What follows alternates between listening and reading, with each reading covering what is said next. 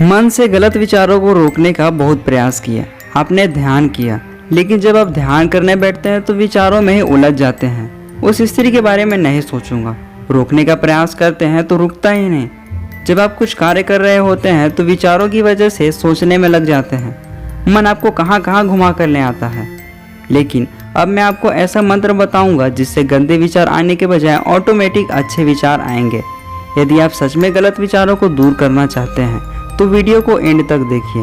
Video के बीच में ही ऐसा सरल योगाभ्यास जानेंगे जिसे आप बहुत आसानी से कर सकते हैं। आप में से 99.8% ने सब्सक्राइब नहीं किया है। जल्दी से सब्सक्राइब कर दीजिए जिससे जीवन में शांति लाने वाले पावरफुल वीडियो आपके बुद्धि को मिल सके और आप अपने कर्मों को करते हुए आनंद में जीवन जी सकें।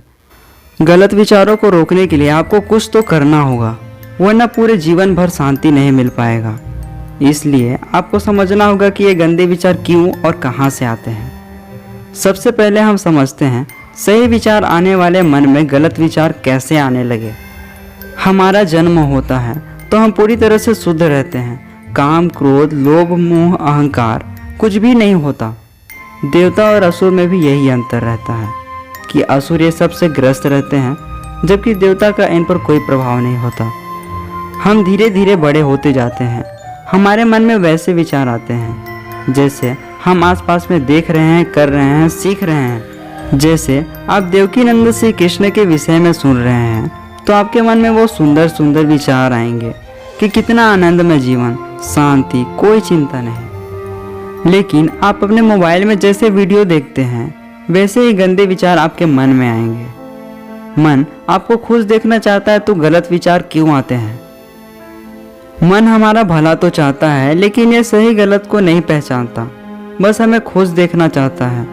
कुछ नहीं हुआ कहकर आप एक गलत विचार वाले वीडियो देख तो लेते हैं, लेकिन मन सोच लेता है कि आपको ऐसे वीडियो देखना पसंद है, इसलिए आपके मन में वैसे ही विचार, वैसे ही इमेज मस्तिष्क में आते हैं।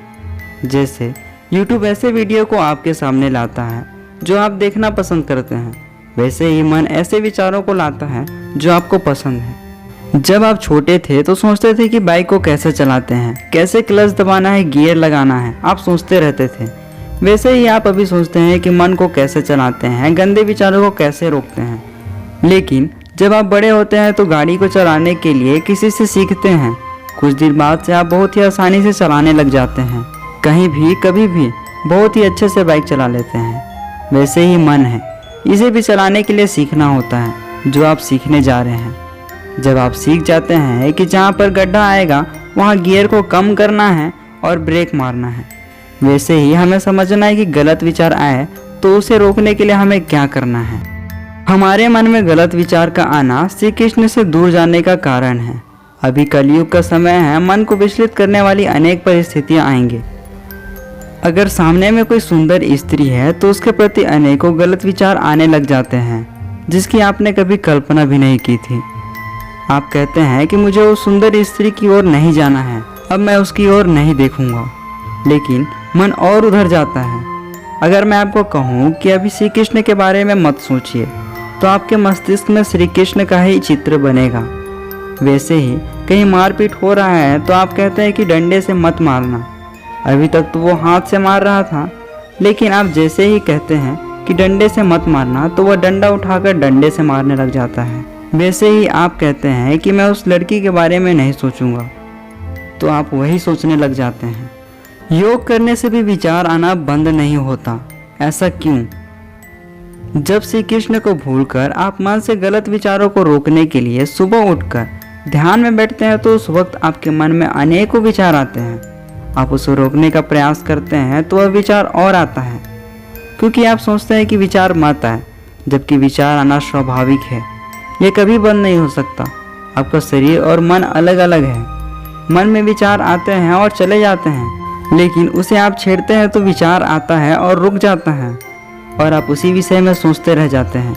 इसलिए योग करने के बजाय आपका पूरा समय सोचने में ही चला जाता है। गलत विचार को रोकने की विधि क्या है? आपको हर वक्त जागरूक रहना होगा, अर्थात आपको स्वयं को जानना होगा कि आप नहीं, आप आत्मा हैं, ये मात्र शरीर है। जैसे ही व्यर्थ की विचारें आती हैं तो उस वक्त आप सोचिए कि मैं नहीं हूँ, मैं भगवान श्री कृष्ण का अंश हूँ। हमें कृष्ण भावनाविद तो होना होगा, अर्थात कृष्ण पर ध्यान को केंद्रित करना होगा, क्योंकि श्री कृष्ण ही पूरे संसार को चलाने वाले हैं। जब आप उन पर ध्यान को केंद्रित करते हैं तो मन स्थिर होने लगता है। कृष्ण भावनाविद हुए बिना मन को स्थिर कर पाना हमारे लिए असंभव है। सबसे पहले आप इस महामंत्र को याद कर लीजिए, मेरे साथ बोलिए, हरे कृष्ण कृष्ण कृष्ण हरे हरे, हरे राम राम राम हरे हरे। जब आप मन को स्थिर करने का प्रयास करते हैं तो अनेकों विचार आएंगे, वो अच्छे भी हो सकते हैं और गंदे भी, उसे कुछ करिएगा मत। वो विचार है जो कि हमेशा आते रहते हैं, वो आएगा और चले जाएगा।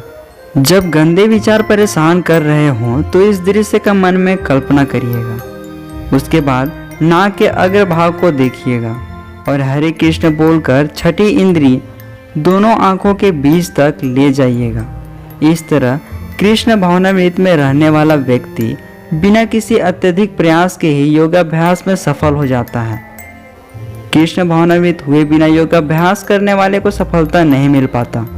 अब आप समझ गए कि मन में विचार आना स्वाभाविक है, यह आता है और चला जाता है, इसे लड़ना नहीं है, बल्कि उस वक्त आप कहिए कि मैं भगवान श्री कृष्ण का अंश हूँ, मैं भगवान श्री कृष्ण का हूँ, और उन विचारों को जाने दीजिए।